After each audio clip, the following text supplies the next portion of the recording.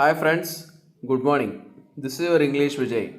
మనము ఇంగ్లీష్ మెథడాలజీలో భాగంగా important bullet పాయింట్స్ను revision purpose కోసము మీ ముందుకు నేను తీసుకురావడం జరిగింది. వీడియో 1కు చాలా మంచి రెస్పాన్స్ వచ్చింది. చాలామంది వీడియోస్ చూస్తున్నారు కానీ లైక్ చేయడం లేదు. మీరు ఖచ్చితంగా లైక్ చేయండి. ఎవరైతే వీడియో 1 చూడలేదో వాళ్ళ కోసం వీడియో 1 యొక్క లింక్ను నేను డిస్క్రిప్షన్లో ఇస్తాను. వీడియో 1 చూసిన తర్వాతనే వీడియో 2ను చూడండి. మనం వీడియో 2లో కూడా ఒక చాప్టర్ను సెలెక్ట్ చేసుకోవడం జరిగింది. ఆ చాప్టర్లో important bullet points revision purpose కోసము ఈ వీడియో రూపంలో నేను మీ ముందు ప్రజెంట్ చేయబోతున్నాను. మనము ఈ వీడియో లెసన్లో లాంగ్వేజ్ స్కిల్స్ అనే ఒక ఇంపార్టెంట్ టాపిక్ని డిస్కస్ చేయబోతున్నాం. మీకు అందరికీ తెలుసు లాంగ్వేజ్ స్కిల్స్ 4 అని, వాటిని సింపుల్గా LSRW అంటారని. Listening, speaking, reading and writing అని మీకు అందరికీ తెలిసినటువంటి విషయమే. ఇప్పుడు మనము ఫస్ట్ ఇంపార్టెంట్ బుల్లెట్ పాయింట్ చూద్దాం. ప్రాసెస్ ఓరియంటెడ్ స్కిల్స్ లేదా రిసెప్టివ్ స్కిల్స్ అని వేటిని పిలుస్తారంటే లిజనింగ్ అండ్ రీడింగ్. రిసెప్టివ్ అంటే అర్థము గ్రహించడం, లిజనింగ్ విని అర్థం చేసుకోవడం, రీడింగ్ చదివి అర్థం చేసుకోవడం. ఎలా జరుగుతుందంటే మన బ్రెయిన్లో ఒక ప్రాసెస్ జరుగుతుంది కాబట్టి వీటిని ప్రాసెస్ ఓరియంటెడ్ స్కిల్స్ అని పిలుస్తారు. Second point, product oriented skills లేదా ప్రొడక్టివ్ స్కిల్స్ అని వేటిని పిలుస్తారంటే స్పీకింగ్ అండ్ రైటింగ్. వీటిని ఈ విధంగా పిలుస్తారు. స్పీకింగ్ అంటే మాట్లాడడం, మనం ఎదుటి వాళ్ళకి ఒక రకమైన ప్రోడక్ట్ ఇచ్చినట్టు. రైటింగ్ అంటే కూడా మనం ఎదుటి వాళ్ళకి ఒక రకమైన ప్రోడక్ట్ ఇచ్చినట్టు కాబట్టి వీటిని ప్రోడక్ట్ ఓరియంటెడ్ స్కిల్స్ లేదా ప్రొడక్టివ్ స్కిల్స్ అని పిలుస్తారు. ఈ విధంగా LSRWని 2 రకాలుగా విభజన చేయడము జరిగింది. రిసెప్టివ్ స్కిల్స్, ప్రొడక్టివ్ స్కిల్స్ అని ఒక రకంగా అనొచ్చు, లేదా ఇంకోలా చెప్పుకోవాలనుకుంటే ప్రాసెస్ ఓరియంటెడ్ స్కిల్స్ లేదా ప్రోడక్ట్ ఓరియంటెడ్ స్కిల్స్ అని మనము చెప్పుకోవచ్చు. ఇప్పుడు మనము థర్డ్ పాయింట్ చూద్దాం. లిజనింగ్ యొక్క డెఫినేషన్ చూద్దాం. Listening is an activity of paying attention to and trying to get meaning from something we here. Listening అంటే అర్థం ఏంటంటే ఏదైనా ఒక అంశాన్ని మనము శ్రద్ధతో విని అర్థం చేసుకోవడం. Very very important. చూడండి, లిజనింగ్ అనే డెఫినేషన్లో ఏముంటుందంటే అటెన్షన్ ఉంటుంది. మనం చాలా కేర్ఫుల్గా శ్రద్ధతో విని దాన్ని అర్థం చేసుకుంటే దాన్ని లిజనింగ్ అని పిలుస్తారు. Next point, hearing is a physical process, listening is a conscious mental process. హియరింగ్కు లిజనింగ్కు ఉన్నటువంటి తేడా ఏంటంటే హియరింగ్ అనేది శరీరానికి సంబంధించినటువంటి విషయము, లిజనింగ్ అనేది మనసుకు సంబంధించినటువంటి విషయము. మనం ట్రాఫిక్లోకి వెళ్ళామనుకోండి, రకరకాల సౌండ్స్ వింటాం. అలా వినడం అనేది హియర్. మనం టీవీ చూస్తున్నాం అనుకోండి, చాలా శ్రద్ధతో మనసు పెట్టి చూస్తాం కదా. మనం టీవీలో వార్తలు అప్పుడు ఏం చేస్తున్నాము, వింటున్నాం అనుకోండి, అదేమవుతుంది, టీవీ చూడడము, టీవీలో ఉన్నటువంటి వార్తలు వినడం అనేది లిజనింగ్ అవుతుంది. ఎందుకంటే అక్కడ మనము అటెన్షన్ పే చేస్తాము. కాబట్టి లిజనింగ్ అనేది మెంటల్ ప్రాసెస్, తర్వాత హియరింగ్ అనేది ఫిజికల్ ప్రాసెస్. హియరింగ్ అనేది శరీరానికి సంబంధించిన విషయము, లిజనింగ్ అనేది మనసుకు సంబంధించినటువంటి విషయము. మీరు సింపుల్గా ఎలా గుర్తుపెట్టుకుంటారంటే ట్రాఫిక్లో సౌండ్స్ వినడం అనేది హియరింగు, టీవీలో న్యూస్ వినడం అనేది లిజనింగ్. ఇప్పుడు మనము మేరీ అండర్వుడ్ చెప్పినటువంటి ఒక విషయాన్ని గమనిద్దాం. ఈమె ఏం చెప్పిందంటే merely to hear what the speaker says is insufficient for communication to occur. Communication జరగాలి అంటే స్పీకర్ చెప్పినటువంటి విషయాన్ని హియరింగ్ వింటే సరిపోదు, అప్పుడు కమ్యూనికేషన్ జరగదు అనే ఈ విషయాన్ని చెప్పినటువంటి వ్యక్తి మేరీ అండర్వుడ్. నెక్స్ట్ పాయింట్ చూడండి, Greek philosopher Diogenes Laertius. Very very important point అండి ఇది.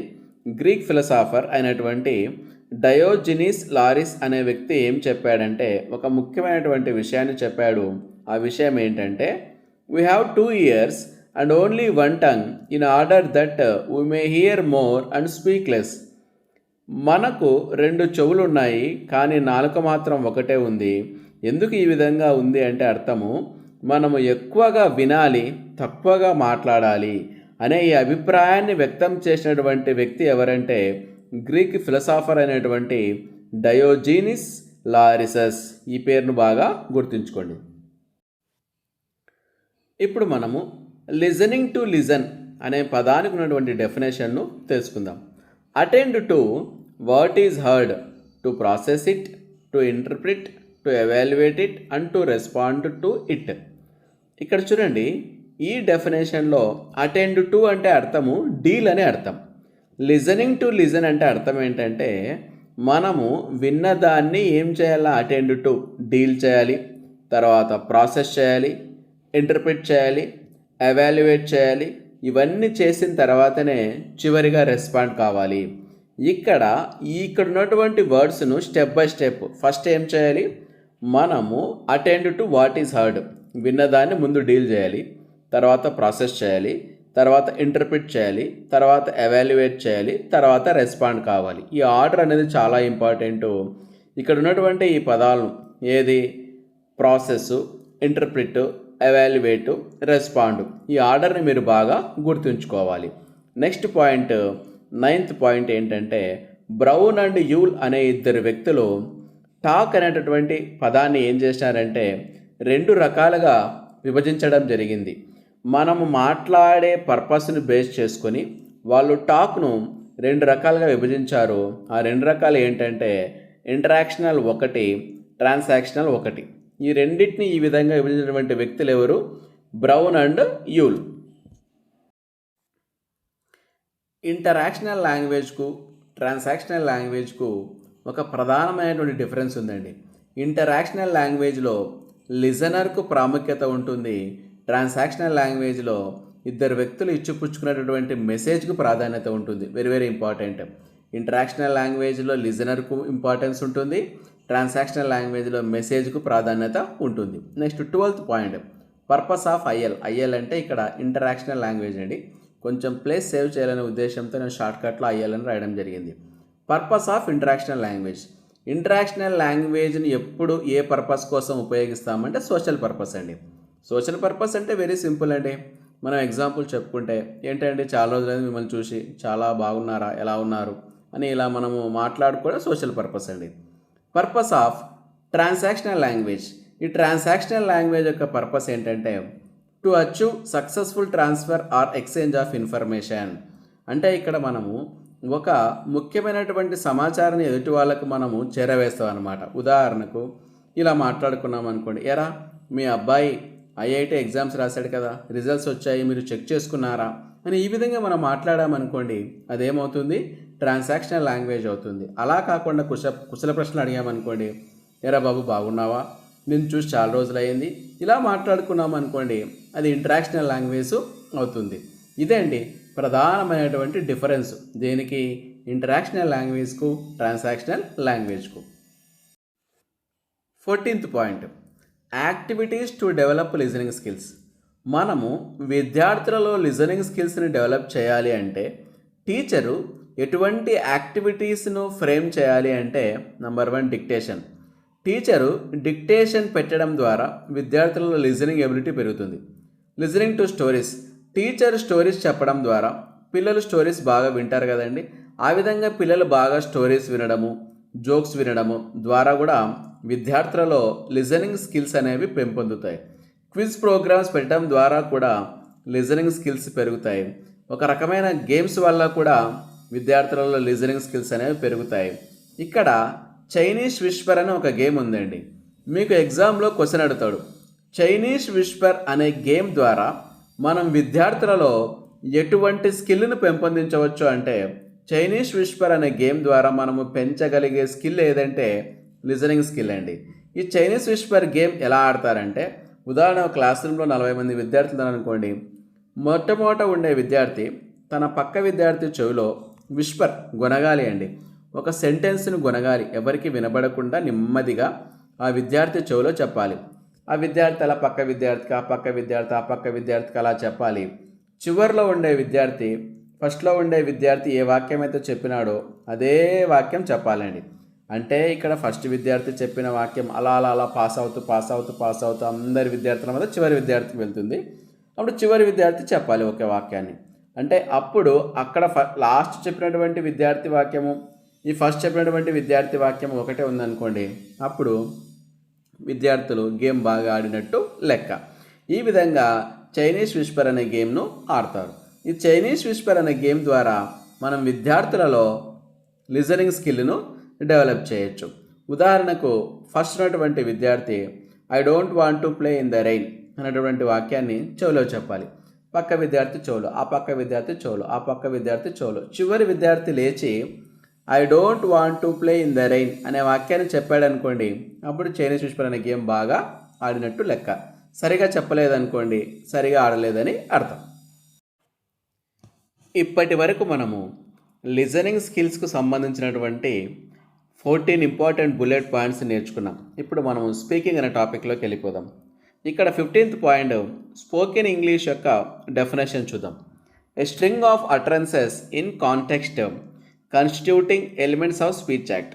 స్పోకెన్ ఇంగ్లీష్ అంటే అర్థం ఏంటంటే స్ట్రింగ్ అంటే సిరీస్ అని అర్థం లేదా గ్రూప్ అని అర్థం.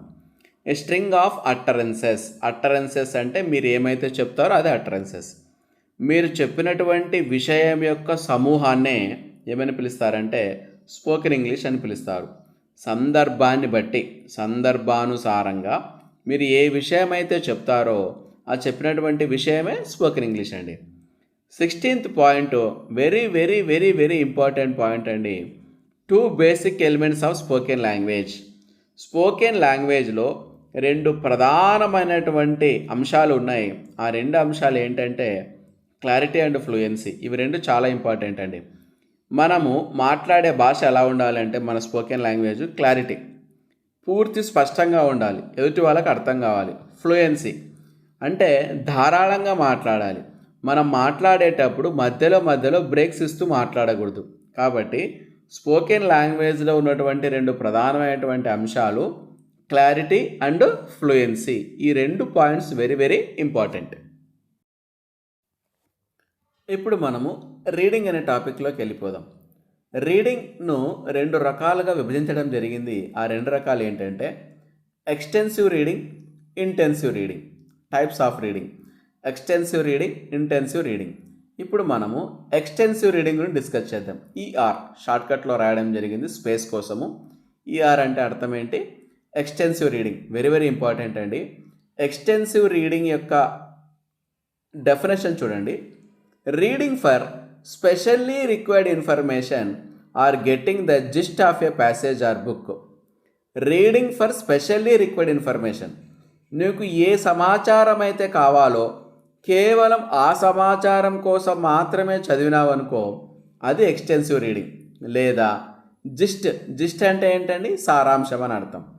మీరు ఒక ప్యాసేజ్ యొక్క లేదా ఒక పుస్తకం యొక్క సారాంశాన్ని మీరు గ్రహించినారు, అర్థం చేసుకున్నారు అనుకోండి, అది కూడా ఎక్స్టెన్సివ్ రీడింగ్ అని అర్థం. వెరీ వెరీ ఇంపార్టెంట్ పాయింట్ చూడండి.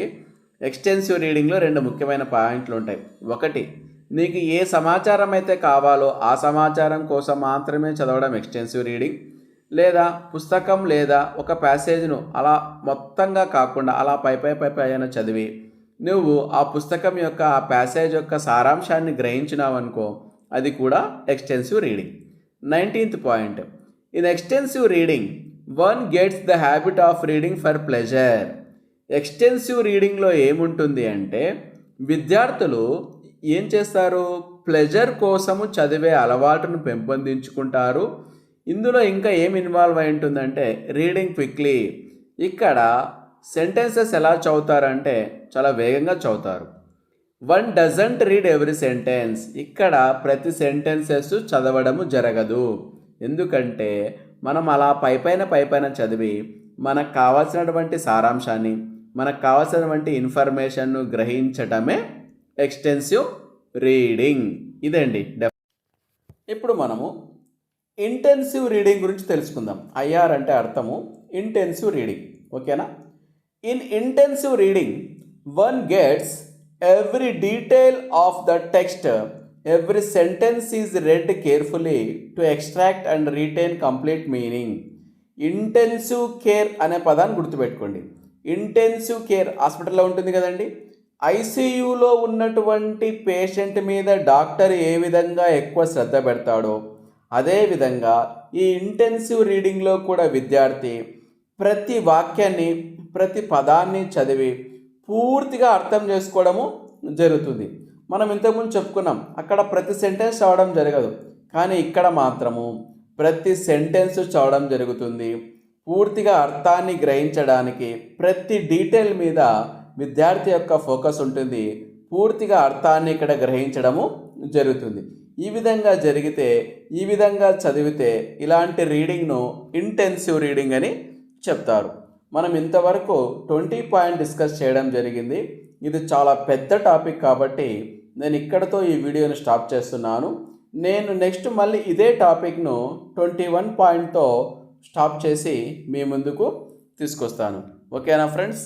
ఈ వీడియో వల్ల మీకు నాలెడ్జ్ ఇంప్రూవ్ అయ్యింది అనిపిస్తే ఖచ్చితంగా మా ఛానల్ను సబ్స్క్రైబ్ చేయండి, షేర్ చేయండి, లైక్ చేయండి. మీరు ఈ విధంగా చేయడం ద్వారా నాకు ఒక మంచి బూస్ట్ లభిస్తుంది. Thank you friends. మనం మళ్ళీ కలుద్దాం.